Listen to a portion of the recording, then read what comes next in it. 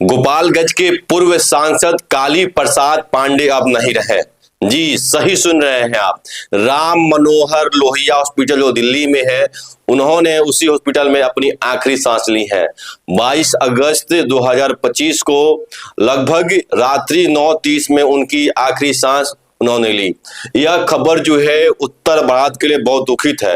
उत्तर भारत में पूरे कुख्यात और बाहुबली के नाम से जाने जाने वाले काली प्रसाद पांडे अब इस दुनिया में नहीं रहे। बड़े बड़े बाहुबली जो है उनके चरण पे आकर अपना सर पटकते थे, उनको अपना गुरु मानते थे। शहाबुद्दीन जो सीवान के चर्चित शहाबुद्दीन जिनको आप लोग जानते हैं, शहाबुद्दीन भी उनका चेला हुआ करता था। शहाबुद्दीन भी उनका चरण दबाया हुआ करता था। शहाबुद्दीन भी उनका बॉडीगार्ड में रखकर काम भी किया करता था।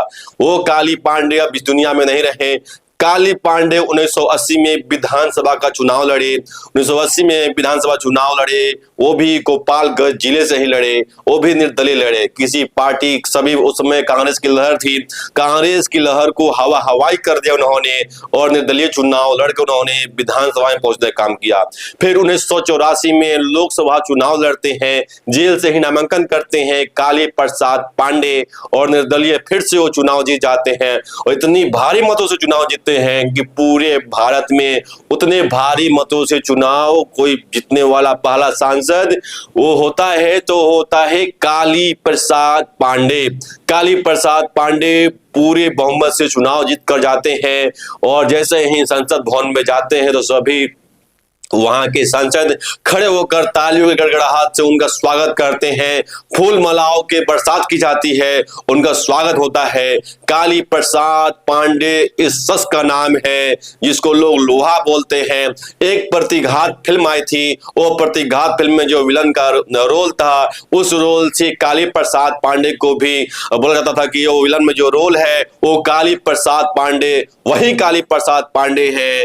वो जो प्रतिघात फिल्म में विलन का रोल है, काली प्रसाद पांडे का सिक्का उत्तर भारत में चलता था। उत्तर भारत के जो भी क्रिमिनल थे, जो बाहुबली थे, वो काली प्रसाद पांडे के चरण में आकर नतमस्तक हुआ करते थे।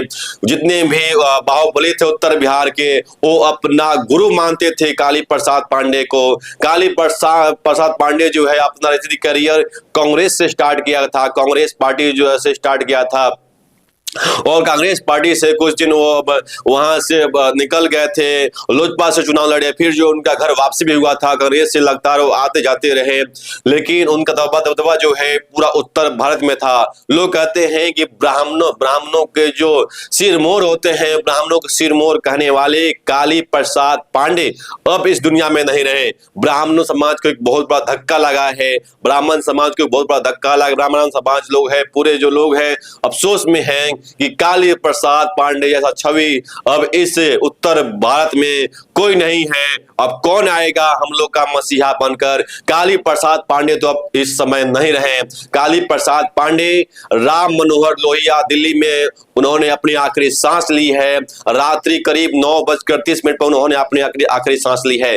राम मनोहर लोहिया जो है वो दिल्ली का सबसे फेमस हॉस्पिटल है।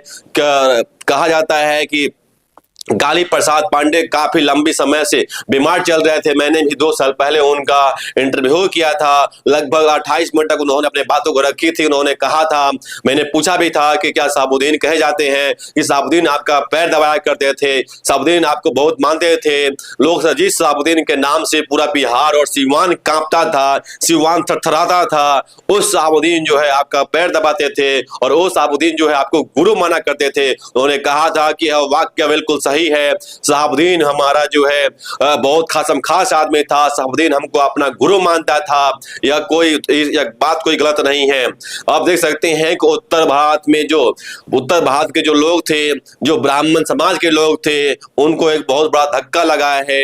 अब ब्राह्मणों का सिरमौर अब नहीं रहे काली प्रसाद पांडे। काली प्रसाद पांडे को खो जाने नहीं रहने के बाद काफी लोग जो है मनमराहत है, काफी लोग दुखित हैं।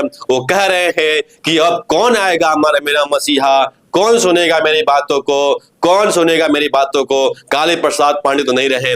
काली प्रसाद पांडे के साथ ही रहे, काली प्रसाद पांडे के बहुत करीब रहे। सतीश पांडे जानते हैं, जो भी एक कुख्यात नाम है, एक बाहुबली का नाम है, वो भी गोपालगंज के कुचाय कोट से के उनके भतीजा जो है पप्पू पांडे उर्फ अमरेंद्र पांडे जो विधायक हैं, उनके काफी साथी हुआ करते थे। लेकिन एक ऐसा समय आया कि अमरेंद्र पांडे और पप्पू पांडे काली पांडे के सामने ही लोहा बनकर खड़ा हुआ करते थे और विधानसभा चुनाव 2015 से लड़ाई करते थे। 2015 से लगातार चुनाव जीत कर अभी भी अमरेंद्र पांडे और पप्पू पांडे कुचाय कोट के विधायक है। काफी लोग कह रहे हैं कि अगर अमरेंद्र पांडे और पप्पू पांडे को कोई टक्कर देने वाले कोई था तो शख्स का नाम था काली प्रसाद पांडे। लेकिन काली प्रसाद पांडे अब इस दुनिया में नहीं रहे। काली प्रसाद पांडे ने इस दुनिया को अलविदा कह दिया है। उनके चाहने वाले लोग के लिए बहुत बुरी खबर है। वैसे मेरा नाम अशोक कुमार मिश्रा है, आप सिटीजन न्यूज बिहार देख रहे हैं। आपका राय क्या है, कमेंट में जरूर दें। बहुत बहुत धन्यवाद आपका।